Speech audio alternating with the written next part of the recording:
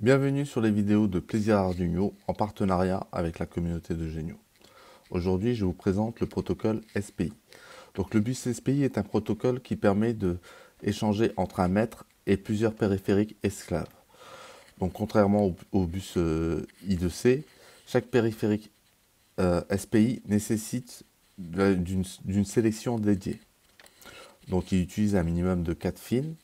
Il a une vitesse de transfert qui est du kilohertz à plusieurs mégahertz et très utile pour les composants qui nécessitent de la réactivité. Donc, les modules peuvent être alimentés en 5 volts, 3 volts 3. Ils ont une masse et minimum 4 broches. Donc, sur la broche 12, on va trouver le MISO qui est du maître vers l'esclave.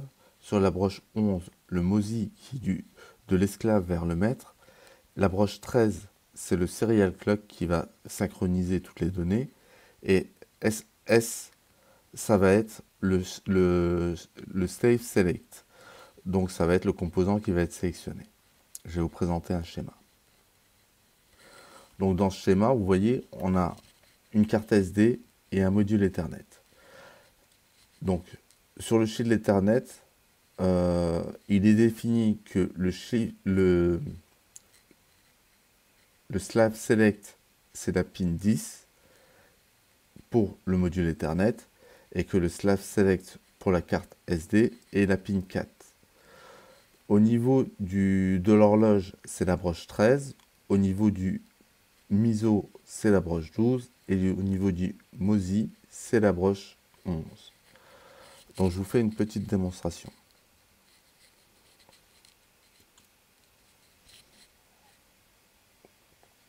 Donc je vous présente le bus SPI en passant par le shield Ethernet. Pourquoi? Parce que le shield Ethernet a une partie carte SD qui se situe ici et une partie Ethernet qui se situe ici. Alors, il a la particularité d'utiliser deux broches chip select. La broche 4 pour la carte SD et la broche 10 pour l'Ethernet. Donc, voilà au niveau du code ce que l'on obtient. On a une déclaration des bibliothèques et on définit les deux chips select qui vont concerner la carte Ethernet et la carte SD. Ensuite, on va faire un ensemble de paramétrages pour paramétrer la carte SD, donc la carte Ethernet. Donc la carte Ethernet, elle a une adresse MAC, elle a une adresse d'écoute de serveur. Ici, j'ai créé une fonction pour qu'à chaque fois qu'on veut utiliser la carte SD, on démarre la communication en définissant bien le chip select à 4 et écrit, euh, on écrit l'événement en question dans le fichier log.txt. Donc on va regarder ça dans le setup. Donc comme d'habitude, on initialise le moniteur série au cas où on en a besoin et on va en avoir besoin.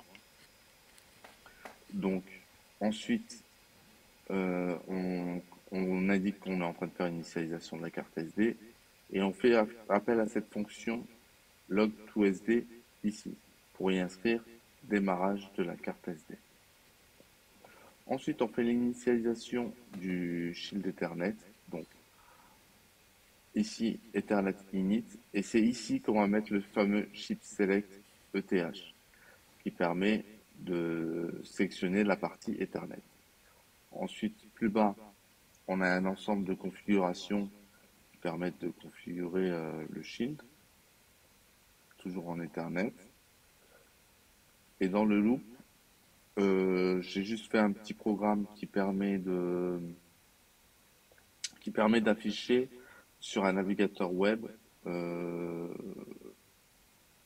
Hello World. Donc voilà ce que ça donne. Je vais voir si je peux vous montrer le résultat final.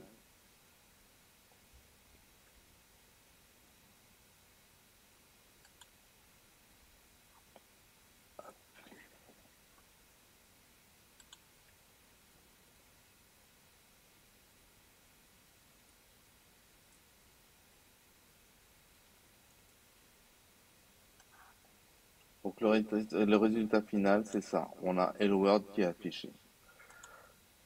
Donc, j'ai reçu l'adresse du serveur grâce euh, à l'adresse IP 192.168.2.2. C'est ici que je sais que mon serveur écoute à ce moment-là. Et on a différents logs du client connecté, client déconnecté. Voilà pour ce que je souhaiterais vous montrer. Donc merci d'avoir suivi les vidéos de Plaisir Arduino. N'hésitez pas à partager, commenter, liker. La communauté des géniaux, c'est un endroit où on se retrouve pour discuter de projets, pour avancer sur le thème de l'Arduino et développer les connaissances, du débutant au plus expérimenté. Donc amusez-vous pleinement avec la platine Arduino.